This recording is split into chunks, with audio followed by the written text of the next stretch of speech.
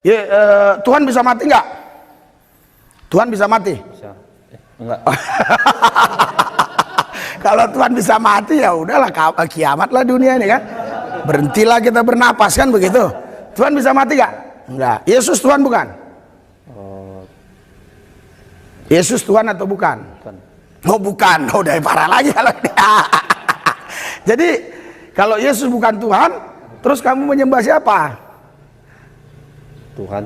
Tuhan. Jadi Yesus bukan Tuhan.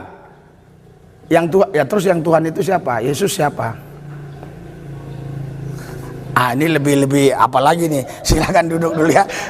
Ya, jadi saudara harus begitu, adik-adik, yang muda-mudi, yang di Mentawai Seberut ini, kalian harus menjadi firman yang hidup. Berikan sorak-sorai buat Tuhan. Jangan berubah jadi mualaf ya. Haleluya. Assalamualaikum warahmatullahi wabarakatuh. Berjumpa lagi dengan Jadid HMC ya, channel yang mengedukasi dan menghibur. Di kesempatan kali ini ya, saya akan menjawab dan mereaksi sebuah video yang menurut saya ini video yang sangat menyesatkan, teman-teman. Sangat berbahaya dan menyesatkan. Itulah kenapa saya dari dulu ya sangat concern dengan satu manusia ini. Ya, mau dibilang manusia ya manusia juga, tapi kelakuannya ya kita tahulah. Kelakuannya lebih sadis daripada setan, kelakuannya lebih liar daripada binatang ya. Ya, ini adalah Tanpa Ragi, teman-teman. Kembali lagi saya akan tanggapi Tanpa Ragi, dan dialah sebab dari saya itu ada di dunia diskusi lintas iman. Pertama sekali saya ikut diskusi ya gara-gara masuk channel Tanpa Ragi. Mau ngomong nggak dikasih ngomong, di mute, diturunkan. Saya hanya dikasih kesempatan sedikit, begitu saya ungkap fakta, saya diturunkan, terus yang di atas caci maki saya, hujat saya, ngata-ngatain saya.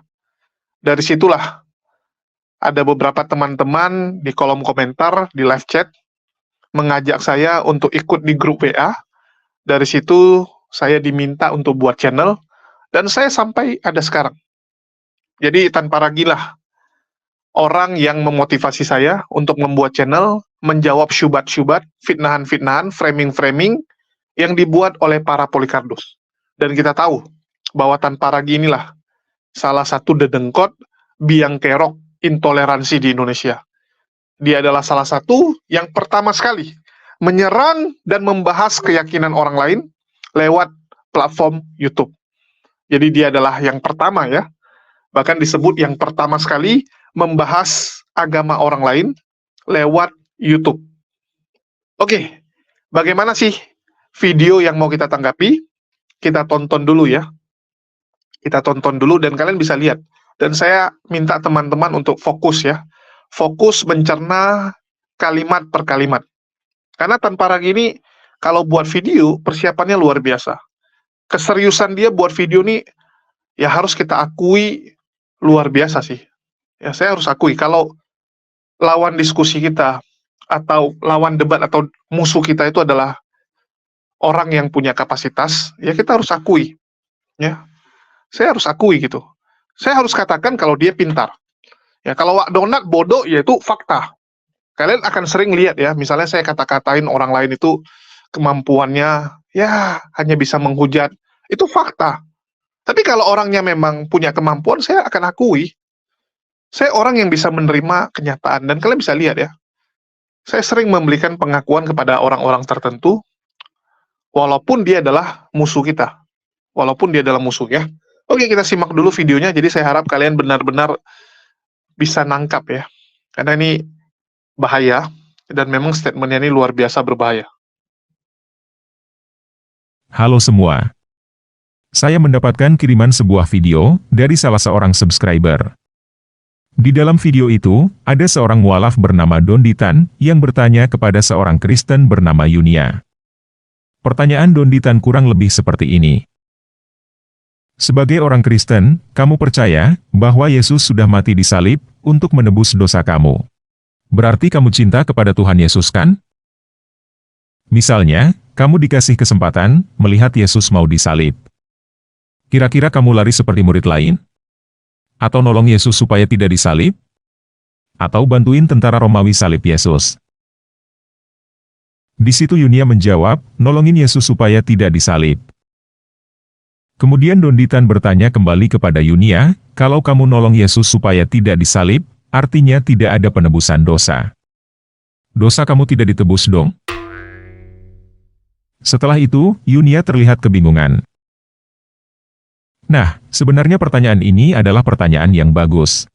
Sayangnya Yunia tidak bisa menjawab dengan baik. Oleh karena itu, pada video ini, saya akan menjawab pertanyaan Donditan, dan akan memberikan pertanyaan balik kepada Donditan. Terus terang, saya tidak yakin Donditan akan mendengarkan jawaban saya.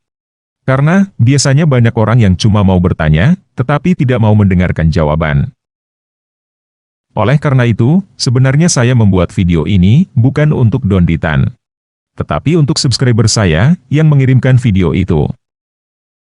Mudah-mudahan, Donditan mendengarkan jawaban saya, dan mudah-mudahan dia mau menjawab pertanyaan saya. Tetapi kalau dia tidak mendengarkan jawaban saya, dan tidak mau menjawab pertanyaan saya, juga tidak apa-apa. Karena saya tahu, kebanyakan orang, selain tidak mau mendengarkan jawaban, juga tidak mau menjawab pertanyaan.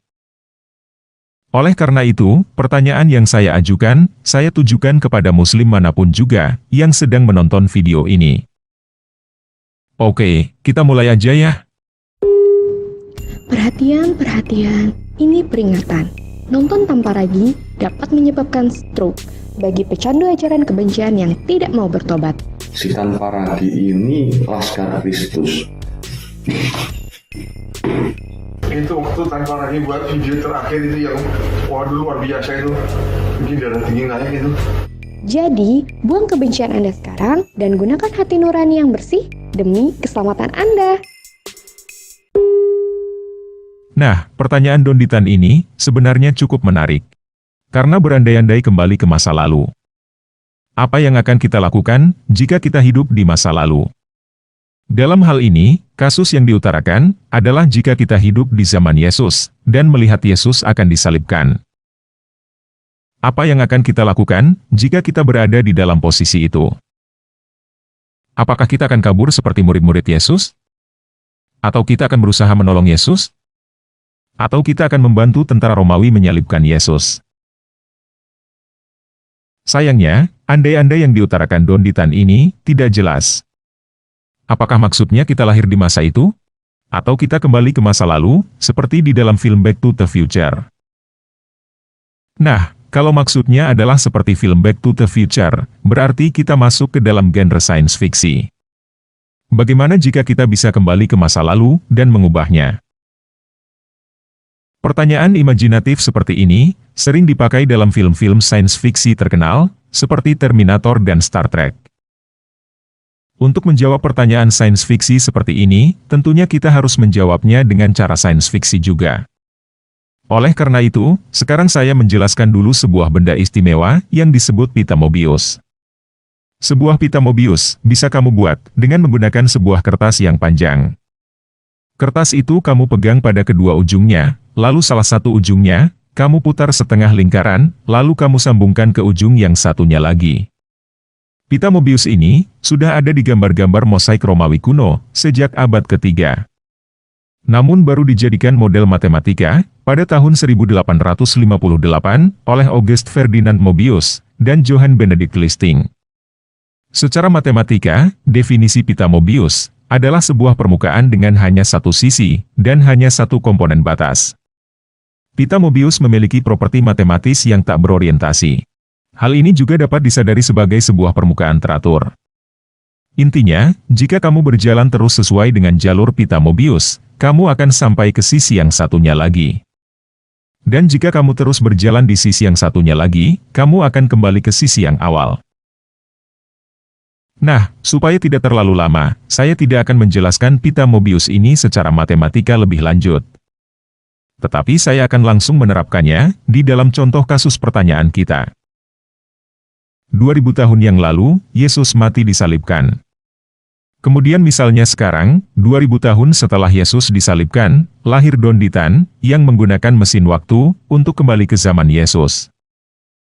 Donditan kembali ke zaman Yesus, membawa berbagai macam senjata, untuk mencegah Yesus mati disalibkan oleh Romawi. Ceritanya Donditan berhasil. Yesus tidak jadi mati disalibkan, dan itu adalah akhir dari satu sisi kisah fiksi. Pertanyaannya adalah, apa yang akan terjadi setelah itu? Yang terjadi selanjutnya, adalah alur cerita kita, mengikuti model pita Mobius. Yang terjadi selanjutnya adalah, jika Yesus tidak jadi mati disalibkan, maka 2000 tahun kemudian, tidak ada Donditan yang menggunakan mesin waktu, untuk kembali ke zaman Yesus. Karena tidak ada Donditan yang kembali ke masa lalu, untuk mencegah Yesus disalibkan oleh Romawi, maka yang terjadi adalah, Yesus mati disalibkan oleh Romawi. Jadi, jika kita menghayal kembali ke masa lalu seperti itu, dengan menggunakan model matematika pita Mobius, maka hasilnya kita akan kembali kepada Yesus mati disalibkan. Nah, sekarang kita akan menjawab pertanyaan ini, dalam konteks bukan kembali ke masa lalu, seperti yang ada di dalam cerita fiksi. Bagaimana jika kita lahir pada zaman Yesus? Apa yang akan kita lakukan, ketika kita melihat Yesus akan disalibkan? Tentunya jawabannya adalah tergantung. Pada saat itu kita lahir sebagai apa? Misalnya, kita lahir sebagai tentara Romawi. Bisa jadi kita menjadi tentara Romawi, yang akhirnya menusuk lambung Yesus?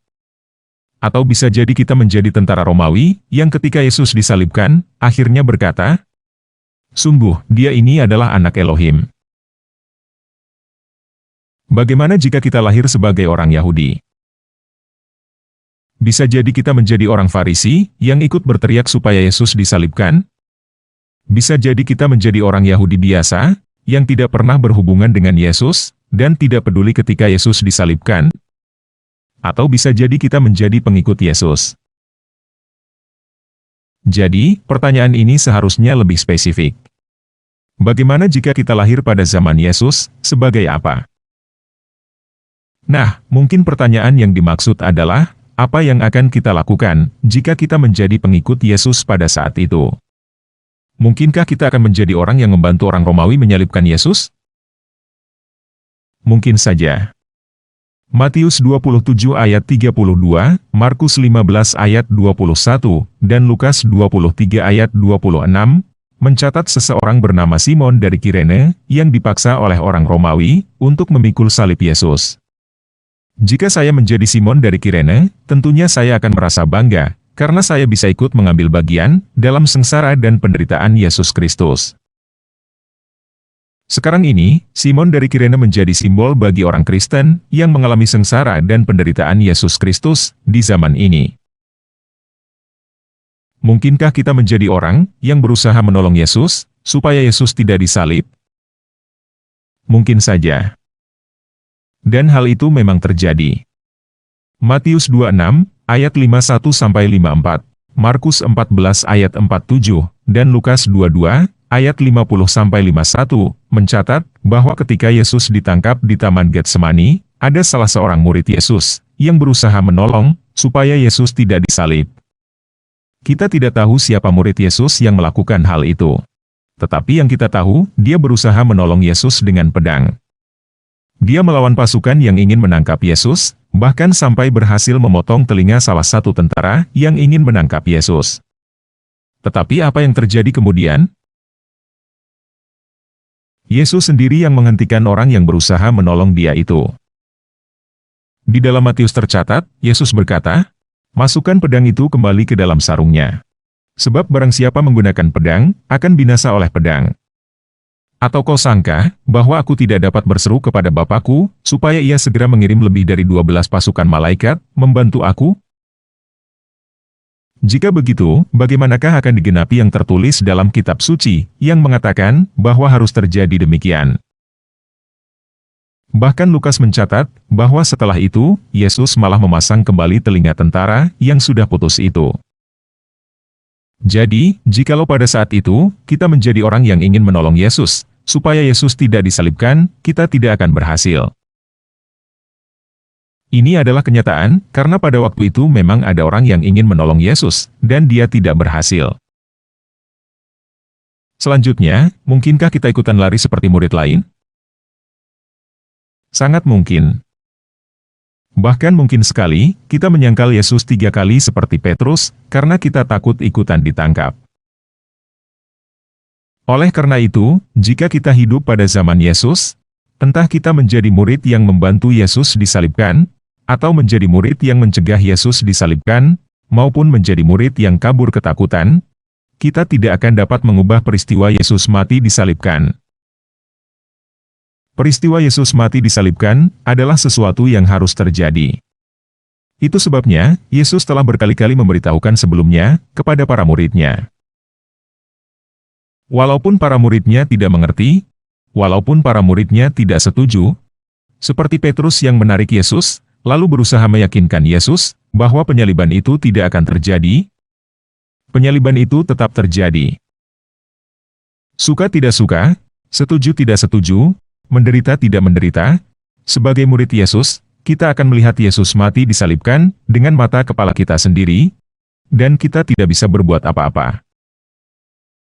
Walaupun misalnya kita sebagai murid Yesus, yang mau menyangkal bahwa Yesus disalibkan, kita tidak akan bisa melakukannya, karena yang melihat Yesus disalibkan, bukan hanya murid Yesus.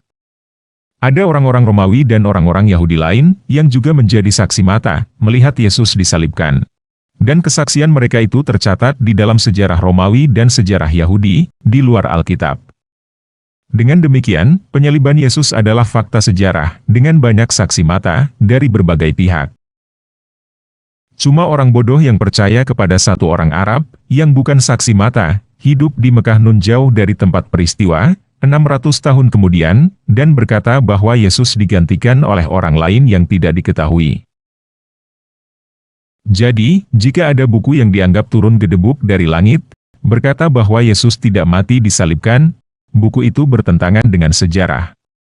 Artinya buku itu adalah buku dongeng. Seyakin apapun kamu, bahwa isi buku itu adalah wahyu dari Allah, tetap saja keyakinan kamu itu tidak benar. Bahkan jika kamu menghayal dengan sains fiksi, kembali ke masa lalu untuk menyelamatkan Yesus dari mati disalib, dengan model sains pita Mobius, ujungnya Yesus tetap akan mati disalibkan. Jadi, jika sekarang kamu sudah tahu bahwa informasi Yesus tidak mati disalibkan adalah informasi yang salah, dan kamu tetap ingin membelanya, kamu bukan membela kebenaran. Kamu hanya orang sakit jiwa yang tidak bisa menerima kenyataan.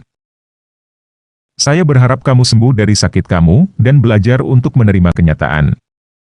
Dapat poinnya ya. Jadi ini videonya cukup panjang. Dia menjawab, terus dia bertanya, dan pertanyaannya ya kita tahulah kualitasnya, sekaligus menghina dan menghujat. Itu akan saya bahas khusus. Jadi saya pecahkan ini ke 2 video, supaya teman-teman dapat poinnya benar-benar. Ini harus serius. Kalau nanggapi yang satu ini saya nggak main-main gitu ya. Agak beda gitu. Jadi di sini teman-teman bisa lihat. Pertama sekali, opening video dari Tanpa Ragi ini kurang ajar ya. Sangat kurang ajar, openingnya dia buat Ko Agustan ya. Almarhum Ko Agustan, ini dijadikan mainan. Ya, dijadikan mainan oleh si Tanpa Ragi. Dijadikan seakan-akan kalau berani melawan Tanpa Ragi, atau berani untuk menyindir dia dan menyerang dia, akan bernasib seperti Ko Agustan. Padahal Ko Agustan sakit ya. Beliau meninggal ya karena sakit kan begitu. Bagaimana kalau kita lakukan hal sebaliknya? Coba saya tanya teman-teman Kristen yang menonton video ini. Ya ini saya pertanyakan kepada yang Kristen nih. Terutama kepada Laskar Polycardos. Bagaimana kalau saya membuat hal sebaliknya kepada mendiang Pendeta Mangapul Sagala? Setiap opening video saya tampilkan bagaimana dia mengutuk saya untuk tidak lewat tahun 2022. Dia menyuruh Yesus mencabut nyawa saya agar saya tidak melihat tahun 2023. Tetapi kenyataannya, dia yang meninggal. Meninggalnya sampai wajahnya gosong. Bagaimana kalau saya tampilkan itu setiap di konten saya opening? Coba kalian pikirkan. Etis nggak? Orang yang sudah tidak ada, kita jadikan mainan. Kita jadikan bahan olok-olokan. Coba saya tanya teman-teman Kristen dan teman-teman Polycardos nih. Etis nggak? Saya cuma mempertanyakan hati nurani kalian. Menurut kalian masih pantas nggak dilakukan seperti itu? Jadi buat tanpa ragi, Anda bukan pintar, Anda bukan hebat dalam hal ini ya. Yang Anda lakukan tuh satu kekejian. Satu hal yang sangat tidak bermoral sebenarnya. Menjadikan orang yang sudah tidak ada sebagai mainan. Walaupun mungkin Anda dendam dengan dia. Walaupun Anda benci dengan dia. Ya. Padahal, Ko Agus itu mereaksi Anda gara-gara Anda duluan membuat tantangan. Anda lebih yang keroknya kan gitu. Ko Agus marah dengan Anda lantaran Anda menantang Allah. Kalau kita lakukan hal sebaliknya bagaimana? Ini yang coba saya pertanyakan kepada teman-teman dari sebelah ya tentunya. Ini yang membuat saya tuh kesal sekali dengan manusia satu ini. Dia memilih kata-kata memang lembut. Ya. Tanpa ragi ini kalau buat video kesannya tuh dia lembut, bijaksana, pintar ya. Tapi semua diselipin dengan racun-racun. Diselipkan dengan racun. Ngeri teman-teman. Oke, untuk hal ini cukup lah ya. Kita lanjut ke poin-poin saja. Poin-poin tanggapan tanpa ragi yang mengatakan bahwa jawaban yang benar untuk pertanyaan Kodondi ya. Untuk pertanyaan Kodondi mengenai apa yang akan dilakukan oleh teman-teman Kristen kalau ada di saat penyalipan Yesus. Nolongin Yesus, kabur seperti murid Yesus, atau nolongin tentara Romawi biar lebih cepat lagi punya Tuhan. Kan seperti itu. Ini pertanyaan yang viral dan membuat banyak teman-teman Polycarpus ngamuk-ngamuk ya. Benci dan ngamuk dengan Kodondi. Karena ini adalah pertanyaan yang benar-benar menyerang dan juga menghancurkan keimanan mereka. Kan begitu. Kalau Tuhan manusia, artinya Tuhan itu bisa dilawan kan gitu. Karena dia manusia. Yakub aja menang gulat dari Tuhan. Tuhan yang turun ke dunia bisa dikalahkan ternyata. Ini kan yang bahaya. Dan dewa-dewa sebelumnya, Tuhan-Tuhan sebelumnya yang disembah oleh orang-orang pagan, itu juga Tuhannya kalah. Tuhannya bisa dibunuh gitu kan. Itulah ada julukan The God Slayer. Ya, The God Slayer, pembantai Tuhan. Pembunuh Tuhan. Agama-agama pagan ya memang seperti itu kan. Zaman dulu Tuhannya itu bisa dilawan. Lucu juga ya. Di sini belum apa-apa dia sudah membuat framing bahwa banyak orang ya terutama mungkin yang mau dia tuduhkan adalah Muslim itu cuman mau bertanya tapi tidak mau mendengar jawaban. Ini harusnya Anda tanya kepada teman-teman Polycarpus. Saya selama ini ya, kalian bisa lihat apapun jawaban teman-teman Polycarpus, saya akan terima. Biarkan penonton yang menilai kalau sama saya. Tapi yang saya lihat adalah teman-teman Polycarpus nggak pernah mau terima jawaban. Erben pernah saya maki. Habis itu dia malu, sejak itu dia nggak berani lagi masuk ke channel saya. Ya, nggak berani lagi. Dia bertanya, saya jawab. Terus dia ngoceh. Saya cuma ngomong sama dia gini. Erben, kalau kamu bertanya, maka saya yang menjawab. Harusnya seperti itu. Kamu tidak suka, silakan. Ya, kamu tidak suka, silakan.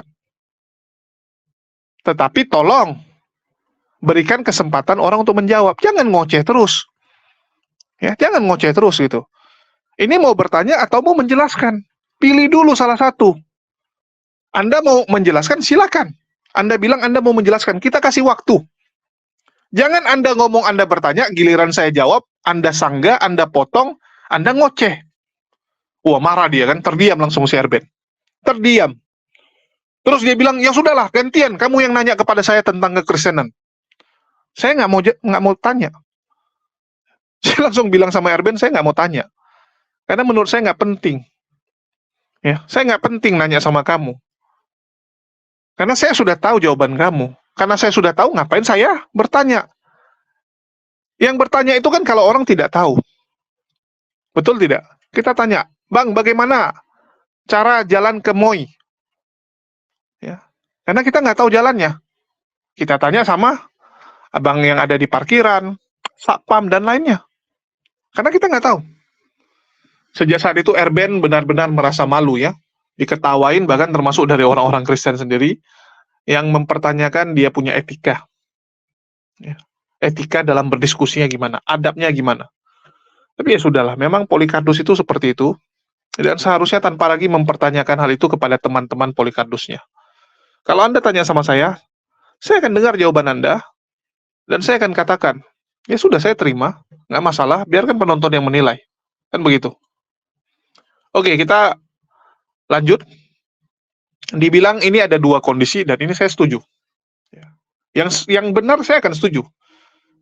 Kamu ada di masa lalu saat penyaliban Yesus, artinya ada dua.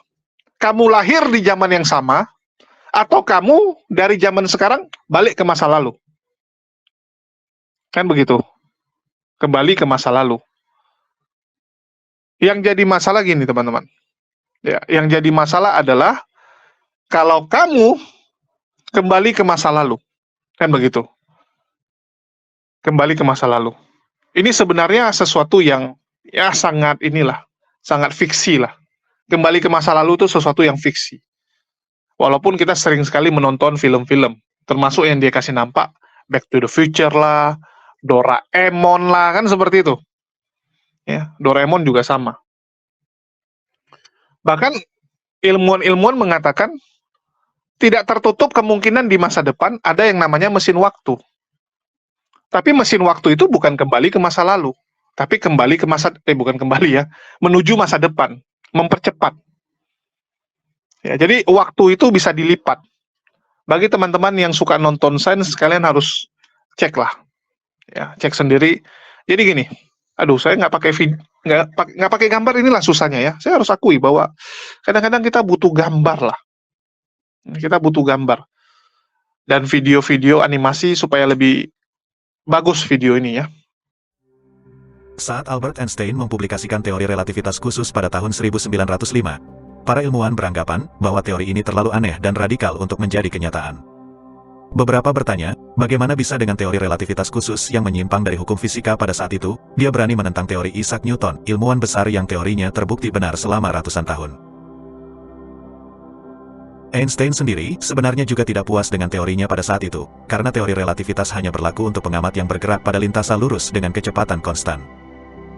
Suatu ketika, saat Einstein berada di dalam lift, dia merasakan ketika lift bergerak naik, berat badannya seolah-olah bertambah, dan ketika lift bergerak turun, ia merasakan tubuhnya seolah mengambang tanpa beban. Einstein mulai menyadari bahwa gravitasi dan akselerasi adalah dua hal yang sama. Einstein membayangkan berada di dalam sebuah pesawat ruang angkasa yang bergerak ke atas dengan percepatan 9,8 meter per sekon kuadrat yang merupakan nilai percepatan gravitasi bumi. Jika di dalam pesawat dia mengarahkan lampu senter ke dinding, maka dapat diasumsikan bahwa berkas cahaya akan berbentuk melengkung karena gerakan cahaya tegak lurus dengan arah gerak pesawat. Dengan ide ini, seharusnya diperoleh hasil yang sama dengan di permukaan bumi, tetapi ketika kita mengarahkan cahaya lampu senter saat berada di bumi, akan diperoleh bahwa cahaya bergerak pada lintasan lurus. Einstein berpikir bahwa ada hal yang keliru, karena hal ini menyimpang dari prinsip ekuivalensi. Menurut Einstein, lintasan ini sebenarnya melengkung, hanya saja kita tidak dapat menyadarinya. Berdasarkan pengamatan yang dilakukan oleh Arthur Eddington pada tahun 1919 terhadap gerhana matahari total, Arthur bersama timnya memperoleh foto gerhana matahari total, dengan beberapa bintang terlihat berada di sebelahnya, di mana bintang-bintang ini berada di posisi yang tidak seharusnya. Menurut letak yang sebenarnya, bintang-bintang seharusnya berada sedikit lebih dekat dengan posisi matahari, dari perspektif ini. Hal ini membuktikan bahwa teori Einstein mengenai gerak cahaya yang melengkung saat melintasi medan gravitasi terbukti benar. Jika kita tinjau kasus ini, maka berdasarkan hasil eksperimen akan diperoleh bahwa cahaya tidak memiliki massa, sehingga cahaya tidak mungkin tertarik oleh gaya gravitasi. Artinya, kelengkungan lintasan gerak tersebut bukan karena partikel-partikel cahaya tertarik oleh gaya gravitasi. Selain itu, cahaya selalu menempuh jarak terdekat antara dua buah titik. Dari kedua alasan ini, kita dapat menyimpulkan bahwa matahari melengkungkan ruang waktu, sehingga ruang waktu yang melengkung ini menyebabkan lintasan yang ditempuh cahaya juga melengkung. Menurut John Wheeler, seorang fisikawan Amerika Serikat, ruang waktu menentukan gerak materi, dan materi menentukan kelengkungan ruang waktu. Hal yang sama juga dapat diamati pada black hole. Saat seberkas cahaya bintang bergerak ke segala arah, sebagian besar cahaya yang melintasi black hole akan dilengkungkan. Dan seolah-olah tertarik ke dalam event horizon, karena gravitasi yang sangat besar. Sebagian lagi, akan dibelokkan. Sampai pada akhirnya observer akan mengamati objek tersebut berada di posisi yang tidak seharusnya. Pada tahun 1979, Dennis Walsh bersama timnya menemukan sebuah objek yang dikenal sebagai twin quasar atau kuasar kembar, di mana kedua kuasar ini sebenarnya adalah satu kuasar yang sama. Pada saat itu, posisi galaksi YGKOW-G1 berada tepat di antara bumi dan kuasar. Karena massa galaksi YGKOW-G1 yang sangat besar mengakibatkan ruang waktu yang dilalui cahaya menjadi melengkung, kuasar ini muncul sebagai dua buah objek.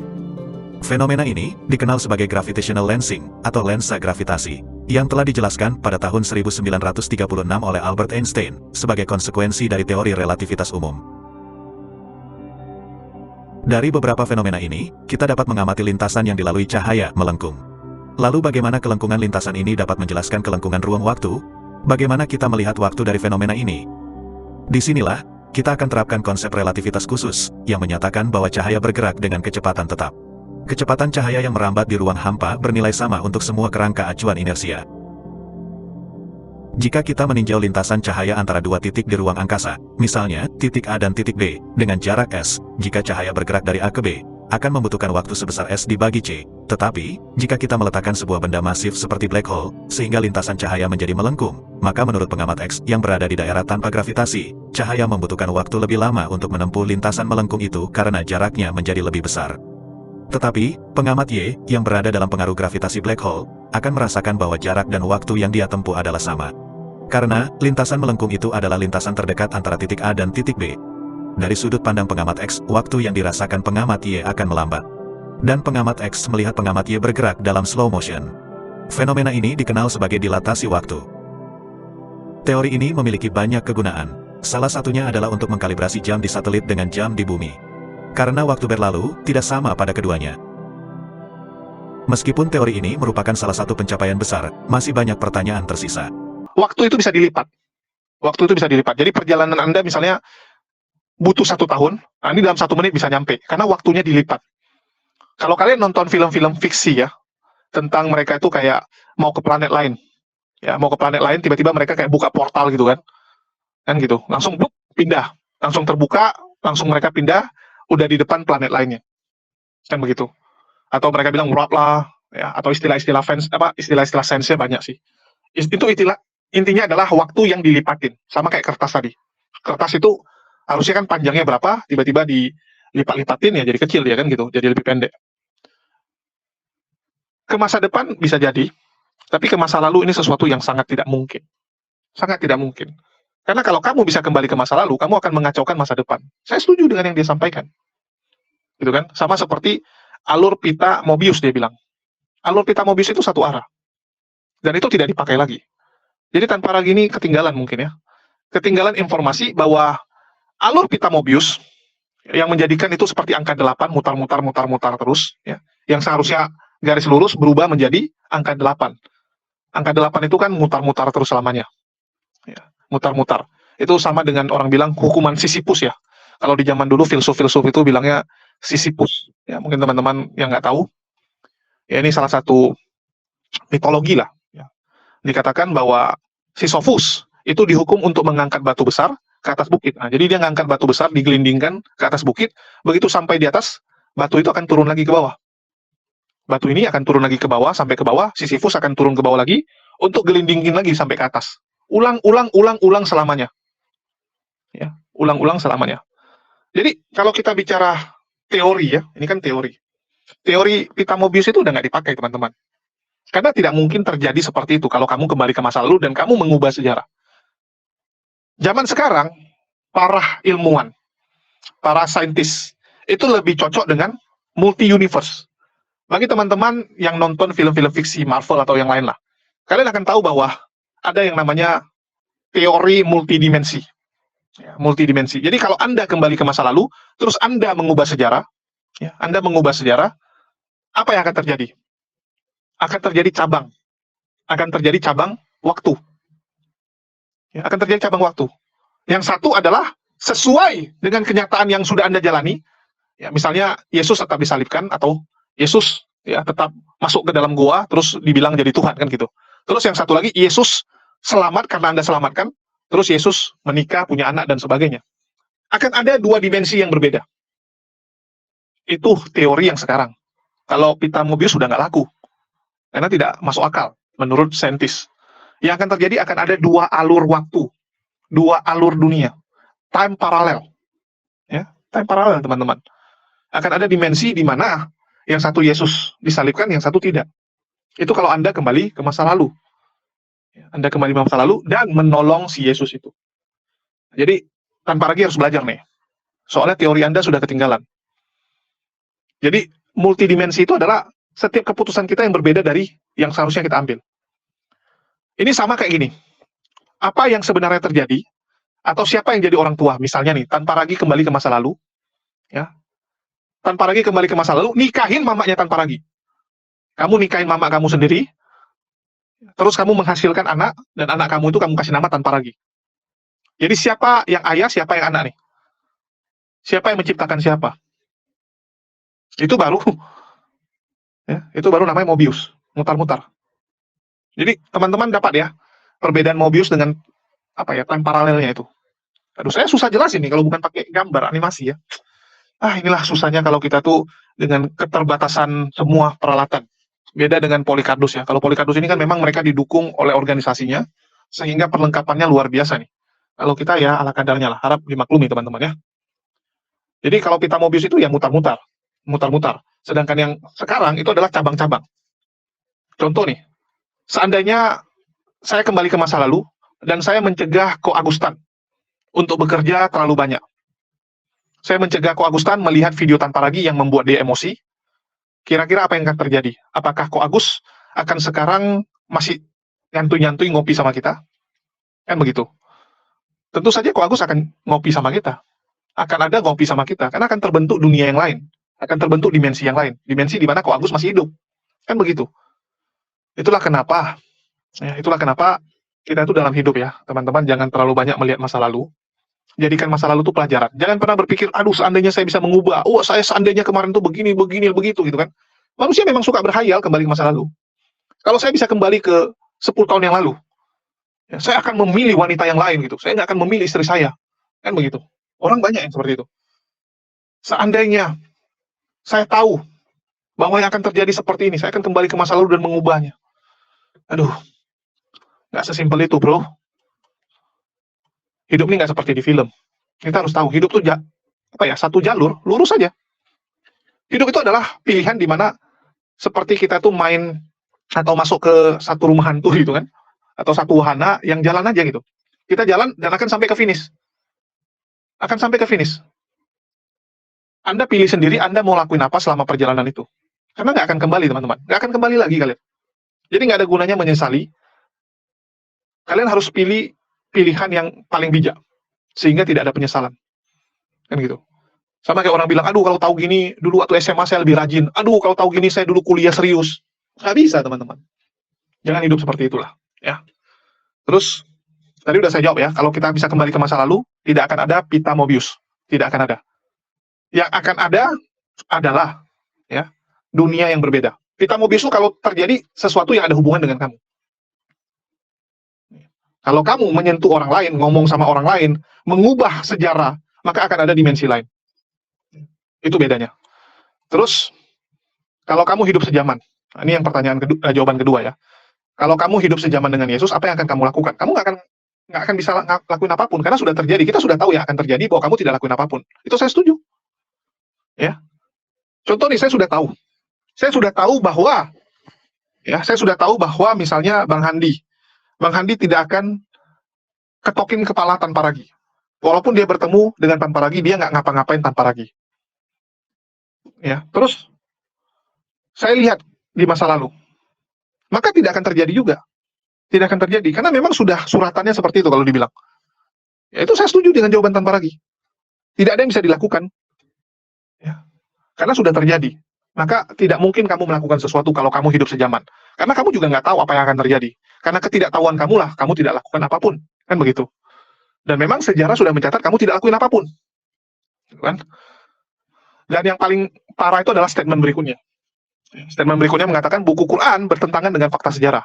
Tiba-tiba ada orang dari Arab ya, kita tahu maksudnya siapa. Orang dari Arab yang mengatakan Yesus tidak disalib. Dan itu bertentangan dengan fakta sejarah. Nenekmu kiper bertentangan. Sekarang coba buktikan. Ya, siapa yang disalib itu? Yesus atau bukan? Nggak ada yang bisa buktikan. Jangan Anda bilang, oh, sejarah Romawi dan Yahudi mencatat. Yesus disalibkan. Nenekmu kiper. Yesus Barnabas kali. Yesus pemberontak kali.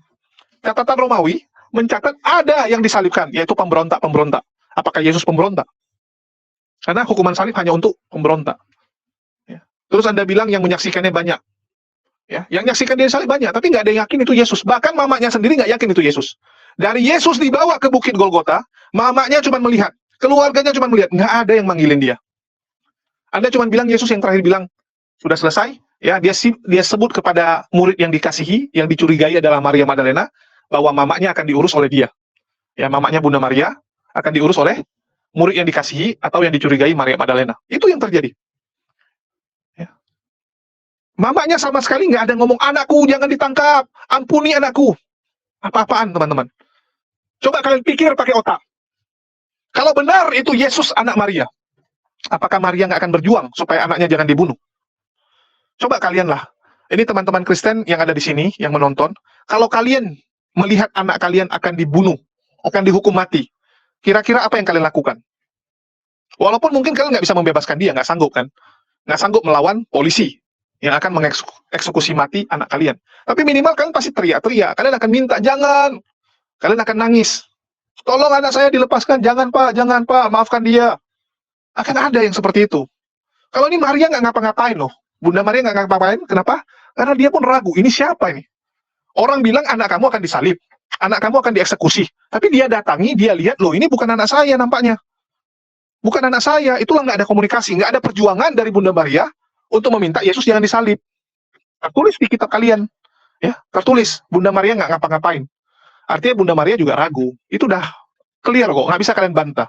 Karena tertulis di kitab kalian sendiri. Ya. Jadi apa yang dikatakan oleh Nabi Muhammad SAW itu sesuai. Pantesan kan gitu. Begitu kita tahu dari Nabi, barulah kita lihat, oh pantesan. Waktu itu Bunda Maria nggak ngapa-ngapain. Rupanya bukan anak dia. Selama ini kan misteri. Kenapa Bunda Maria tidak lakuin apapun, tidak mencoba membebaskan Yesus. Baru kita tahu, 600 tahun kemudian, rupanya yang disalib bukan Yesus. Cocok lah itu kan gitu. Sama kayak kita gini, selama ini kita bingung. Ini si teman kita nih kenapa nggak tegur kita? Kenapa setiap ketemu kita, mukanya tuh langsung dipalingkan? Terus 4 tahun kemudian kita ketemu dengan teman kita yang lain, dia cerita, si Budi itu dendam sama kau, gara-gara kamu dulu pernah gini gitu. Pantesan lah setiap ketemu dia nggak tegur saya. Dari situ kita baru tahu kan, rupanya si Budi itu nggak peduli dengan kita, buang muka karena ada dendam, ada yang kita lakukan dulu. Baru kita tahu di kemudian hari kan. Nah, sama. Sejak ada Nabi Muhammad SAW, kita baru tahu, rupanya yang disalibkan bukan Yesus. Pantesan Bunda Maria nggak ngapa-ngapain, nggak menangis, ya, nggak mencoba membebaskan Yesus, gitu. Oke lah, udah cukup panjang nih. Makasih buat teman-teman semua. Di akhir kata saya ucapkan, wassalamualaikum warahmatullahi wabarakatuh. Sampai jumpa di reaksi kita yang berikutnya ya. Kita akan buat lagi nih yang tanpa lagi yang pertanyaan dia.